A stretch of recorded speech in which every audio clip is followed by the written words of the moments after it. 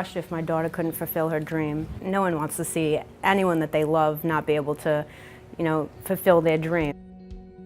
I would be really happy to see her design clothing and see people wearing it. She's got some really good ideas. My daughter's dreams are to become a successful artist and a designer. She comes home and she's proud of the things that she learns, and she actually has a lot of confidence about herself with her sewing and her design, and it's visible, it's there, they can see something from start to finish that they made themselves. So I think that's extremely important.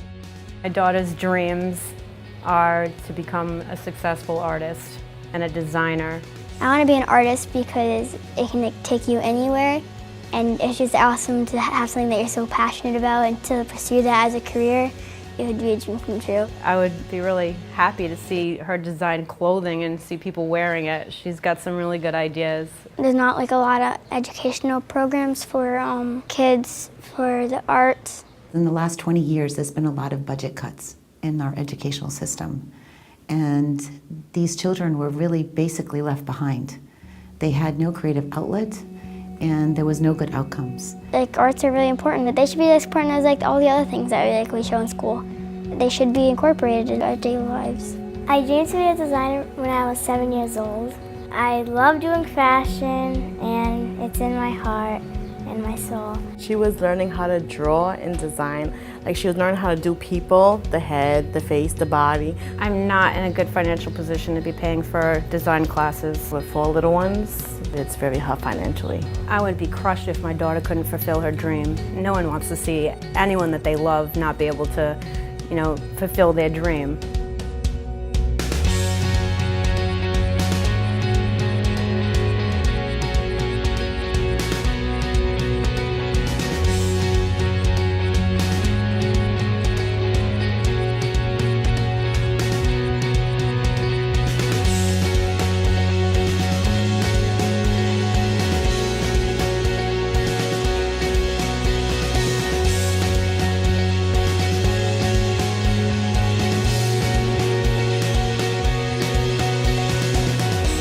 The Melo Project Runway for the Youth is a curriculum to empower children ages 5 to 18 to give them the tools through fashion design to create better outcomes for their future. I started thinking about being a fashion designer when I was 18 of June 2013 when we began making my suit. I thought it was fun and interesting and very creative, making out the outlines and measurements. I just enjoyed it. The first class, they start learning how to sew. In phase 2, we start working on their designs, learning how to do technical sketches, just like we do as a designer in the real world.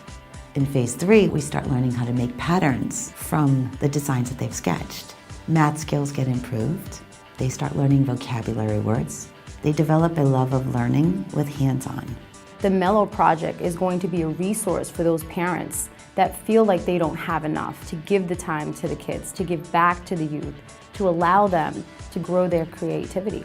They're going to be given the tools to be able to create something three-dimensional that they can be so proud of, and in fact, at the end, you're going to be able to see these children on stage wearing what they created and made themselves. My kids were ecstatic. They could not stop talking about how much they can't wait to create their costumes, and they were just overflowing with self-esteem and just goals for their future. It was just so amazing as a mom to just see your kids so empowered, to have all this passion that was bottled up inside them all along, and now they're actually experimenting with it, and they're making creations out of it, and they're feeling good about what they're learning. She comes home and she's proud of the things that she learns, and she actually has a lot of confidence about herself with her sewing and her design, and it's visible, it's there, they can see something from start to finish that they made themselves. What I find interesting is the diversity of the creations.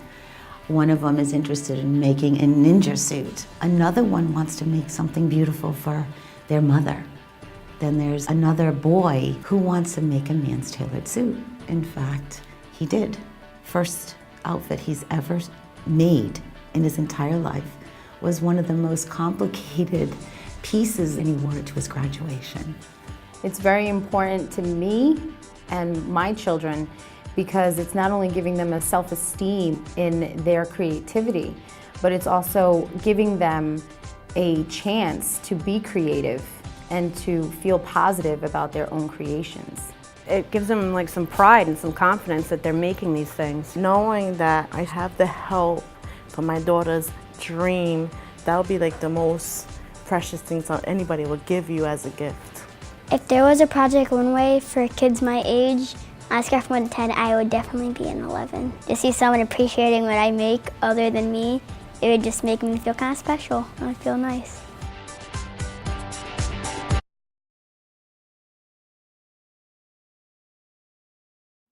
My name is Lena Freeman. I'm designing my Starry Night project, but we are doing a practice dress to make sure it fits right. My sister is going to be wearing it. We learn how to sew very precisely. We learn about how the colors affect people and how to make a dress you have to have your own concept and how to just make it your own. Well, I really like doing teen designs for girls, and I also like doing theatrical costumes. So this is Lena's first design, and it's called Starry Nights. And it's a project where the kids have to actually paint on textiles a concept that they get to pick. And I picked Van Gogh's painting Starry Night. And what did you paint from that painting? I painted the stars in the wind. And they're going to be put on the dress. There. And Lena has made the pattern all by herself at 12 years old. So what do you think? Looks good. It looks beautiful. And of course we call this the Gucci sage color. Look how beautiful it looks. Yep, so this will be right here. So you go this way. Oh my God, look how beautiful it falls once you do the side seams. Look at that, look at that. Look at the draping. I'm going to put a belt in the middle. You're gonna put it right here or here? Right here. Right there, a belt. Is it self-color or what kind of belt are we gonna put? A brown? Yeah. Yes, and how wide is your belt gonna be? I have no idea. Well, we have to test it. What you do is take strips and then you see what's the best width. And you step back away and you see the proportions of the width of the belt versus the proportions of your dress. So it looks beautiful. Yeah. Ooh, she's so happy. I love it when I get that smile from the students. Okay, all right, we're ready to sew the side seams. And then we have a zipper. Yeah. And our proto is done. And then we can go on to the real fabric. It's basically pinning now the muslin, Lena's muslin, on the dress form to see how it's falling. And as you can see, it's got beautiful draping. Her skirt has beautiful draping at the bottom. She's done an awesome job sewing it. And she's on her way. What you do first is you do it so you're in front of it. You end up getting the corners first. You got your pins. You do this part, and then you have to do this part here. You do all the corners first. Do this part first. Do is actually stretch it out. You stretch this out. Pull this down a little. You see that? And now find the middle. You see how I pulled it? Because you don't want that buckle. So there you go. Get the middle of that.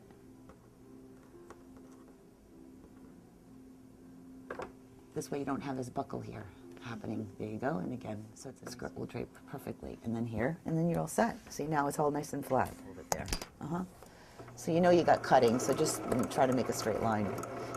And it's also about cutting. Cutting is really important because if they cut the pattern really straight and accurate, they have a really nice, perfect line to follow along the pressure foot to sew. Woo! All right, other side. Children are learning to make patterns, design their own clothes, according to the industry standards, using concept boards, using spec sheets. So now we're proving that these kids are amazing. What's it called? I'm making a cape. Right now, center back and center front. Front. This is the center front of her cape. She's making a cape to match her beautiful dress, her black dress with the... And I'm going to make a scarf with it and a coat. Sounds pretty. Isn't it great? So now we're in the middle of making a pattern, because all my students learn how to make patterns. The little ones have to jump on the cutting table because they're just too small. They have to be able to. So here's the new length. So you need to measure. The sewing part is going to be fun. Absolutely. I love to sew. You love to sew. I am so glad you love to sew. That's the funnest part. It is good. I love the sewing best because I get to move my hands. So this... And give it exercise. Oh, really? Exercise in your hands, huh? Because you don't do that in school, do you? You don't get to do that in school? Mm-mm. See that? What happened to the school system? That's an interesting perspective from a 7-year-old, don't you think? I think that's a very interesting... I get it. I don't know if the rest of the world gets it, but I get it. You know, painting and drawing is hand exercise. So forget gym. These kids don't want gym. They want hand exercises. That means painting, making, creating, even playing with Play-Doh. Oh, I love Play-Doh. Isn't that awesome? And puzzles. And clay. Huh? And clay. And see that? Clay. Modeling clay. Modeling clay. What you use to make a mask. That's right. That's modeling. Yeah, that's sculpture. That's being a sculptor. And a sculptor. pot. And making pots. That's a potterer. You see? Now, this is the thing. This is why I've started this Melo Project Runways, because these are the kind of things I get from my students. They are missing something at school, and they can get it here because they don't have that creative outlet. They're not getting that hands exercise, taking it from the words of a 7-year-old. So it's 38 and a half. That's right, 38 and a half. So there we go. So that means my cape is going to be 38 and a half long. On center front. You got to make sure you pull in the right piece. That's center. That's the center. This is center front. That's right. That's center back. That's right. Perfect. And now you have to measure from here to here, 38 and a half. So you want to start up here. Wait. You got to jump up over here closer so you can reach. You need to measure from here to here, 38 and a half. 38. And then you need to put a little dot there. This is 34. This is not. Nope. Oh, sorry. There. 38 and a half. Here. We always double check our work. Put that right there. And 38 and a half. It is. It's right. Yep. And a half. I love it when they're thinking to themselves. These are the moments that it's going to be great. That Like that? Yeah, 38 and a half. Perfect. How many? Oh, it's about 3 and a half. Each one of these are an eighth. So count each line. 3 and 1, 2, 3, 4. There you go. Now we can connect the dots. Ready? Here we go. Now we got to find the right curve though. You got to tell me when it lines up. You could do whatever you want. I want to put a trim on mine. Okay, we're going to put a trim on yours. All right, now we're going to do the same thing here to the back because they have to match together, right? Like a puzzle. So you measure 3 7/8 and mark it. 3 7/8. You ready?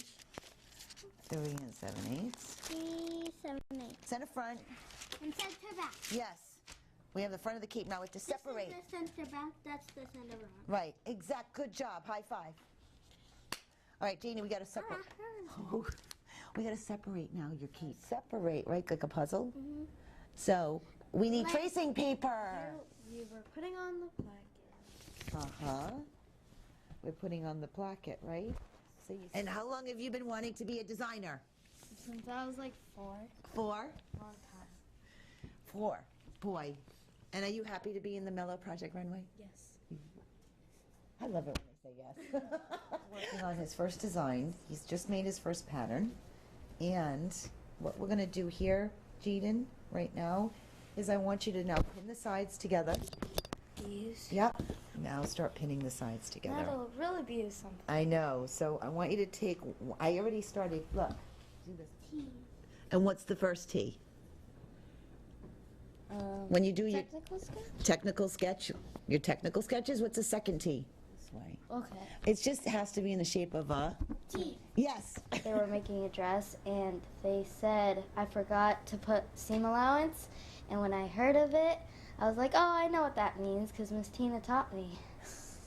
Is that amazing? Like now they're watching the show, and then they hear these terms, and we're so proud. I was so happy to come in and tell me, go, I knew what they were talking about.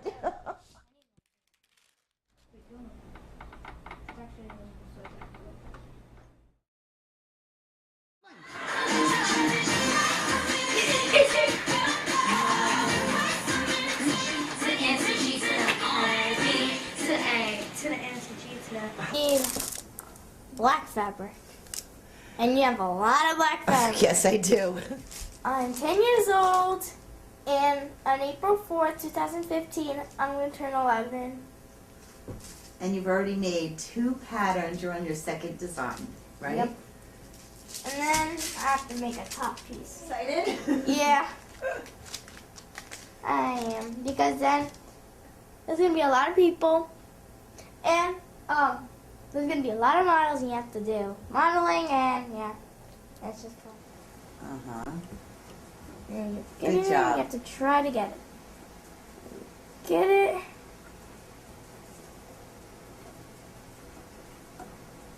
I'm sure if you tingles it. Time to sew. Nope. Now I have 2 darts. As you can see, there's 2. Perfectly fine. Now there's no more thread in the back. Not even both. So perfect. I have a skirt, and I'm making it like I showed you, the brown. But then I got used to it because I used to practice at home really hard, and now instead of going so slow and dark, I go really fast and really quick. So we're going to be drafting our sloper. You're going to face me. Okay, I mean not face me. So we're measuring now from your high shoulder point, which is this line here. That's consistent to your waist. And where's your waist? So from here, it has to be an L shape. So from here to here, just kind of draw a line on this side.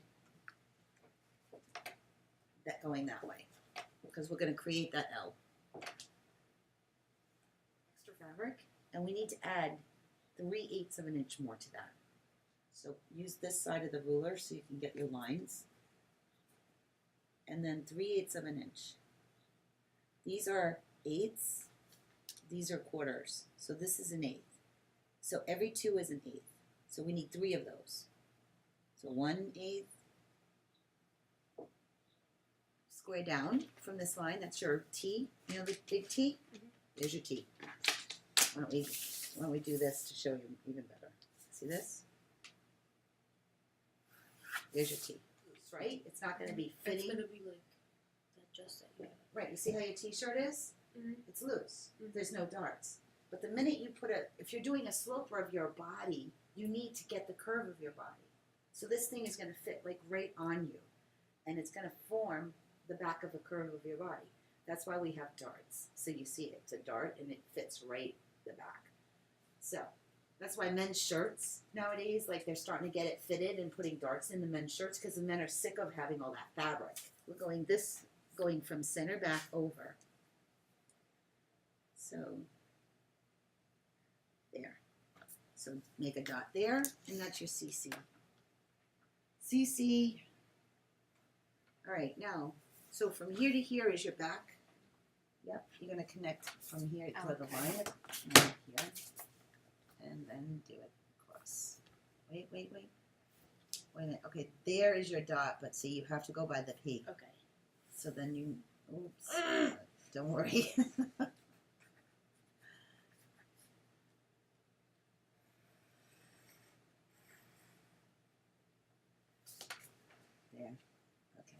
was talking to Brendan earlier, I was saying how I'm not a big fan of the Melo Melo. Actually, I'm a big fan of the Melo Project Runway, but I'm not a big fan of Project Runway because of the competition and the fact that they make people cry on that show and how I've only saw it a couple of times, but I don't like the competitive nature of it because that's not how we are in the real world. Designers in the real world do not compete with one another. I try to teach my students that's just TV. It's not real life. What's important for the audience to understand is that designers don't act like that in the real world. They work for companies and they work in their individual departments. Like if you're a knitwear designer and you get hired by a knitwear division, you work only in knits and you work alongside and you're like a family. You work with the woven designers, their department, because you're coming up with a collection that has to work together. So when the buyers go to New York during market week, they buy a collection. And it's not so much an individual piece. And even the couture designers out there, like Moschino and Yves Saint Laurent and Valentino, they have their own look. You know, it's not about one is better than the other. There is no designer better than the other. What designers do is they have to find their own style. You know, I love all of the designers, and I have my favorites like Chanel, Valentino. I'm big on Prada. I also like Erte, which was an inspiration when I was in school, and I still love his stuff because he's, you know, his work, his draping, his tassels. Every designer has their own, even when they illustrate, they have their own style. They find their own style of illustrations.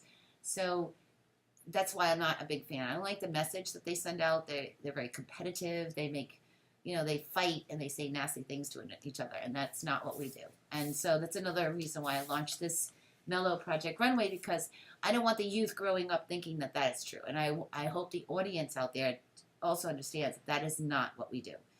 And when we talk about fashion shows and runways, and if a designer has a runway show, they usually have a collection. If you noticed, if you look at the designers, Valentino, that you should see that he uses the same fabrics, and he changes, you know, and he has groups. The looks. The groups. There's groups. There's like the same fabric gets used in other pieces. It's not like one individual piece, which is a kind of like what they're doing on Project Runway. Everyone has their fabrics. They pick their own fabrics, but it's coming out as their own individual. And I love the fact that these people do win something at the end, but it's hard to watch someone lose because they're all really good. You know,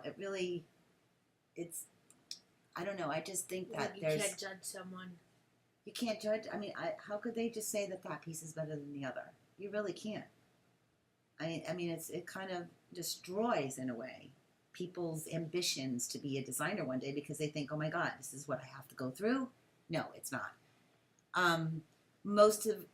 Plus, when the students get out of Parsons or FIT or RISD, they already have like their people that they've been working with. They've been doing internships in companies. Like, for example, at RISD, we have a 6-week internship where you go to New York, the class goes to New York, and they get interviewed by designers, design houses, which the school already works with. They don't need anybody's outside help. If anybody's out there falsely promoting themselves as saying that they're going to help RISD students to get launch a career in the industry, that's absolutely not true. I find that there are people out there in Rhode Island that say that their mission statement says that they're actually helping RISD and Parsons and FIT and educating them. I'm sorry, but we pay a lot of money to go to these schools, and they're the ones who are educating and helping these students get jobs in the industry. If anyone else out there is falsifying themselves as they help RISD students, that's absolutely not true. Then they don't come from the apparel industry, the apparel department, because if you graduate from these schools, these faculty have, known the people in the fashion industry for years. They don't need outside help to help these students find jobs. The list of the connections that Parsons and FIT and RISD has is enormous. Plus, with all the alumni that's out there, usually they'll contact you if you've got a job in the industry and say, look, if you're looking for an assistant, we've just got a few that just graduated, and they'll go up there and interview with them, and usually, they'll have no problem finding jobs. So, so yeah, I just wanted to make a big point on that because it infuriates me actually to know that there are people in Rhode Island that, claim to aid people from these schools, which is absolutely not true. Since I'm one of them, I definitely know that that is not true. So anyways, here, I'm going to give all my students a foundation so that when you want to apply to RISD, you want to apply to FIT, it is up to you completely. But you will definitely get the foundation that what you're learning here, this is actually my notes from my sophomore year at RISD. So I just want to let you know what we're doing here. I learned as a sophomore at RISD. And you're 12. So how does that make you feel? Special.